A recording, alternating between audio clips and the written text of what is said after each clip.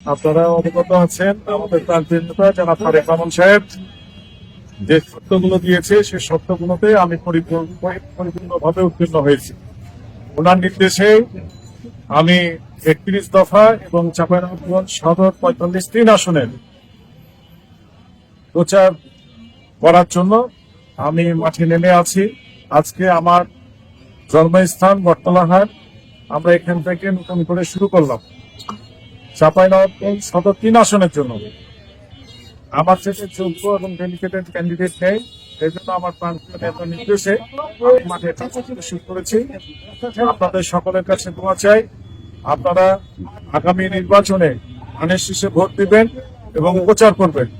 এবং চাঁপাইনবাবগঞ্জ জেলাতে আমাদের ধানের শীষে বরাবর 3টি সিট পেয়ে থাকে এবং চাঁপাইনবাবগঞ্জ সদর বিশেষ করে আমরা 1 লক্ষ ভোটে ব্যবধানে যত শক্তিশালী ক্যান্ডিডেট হোক না কেন আমরা পরাজিত করবো ইনশাআল্লাহ।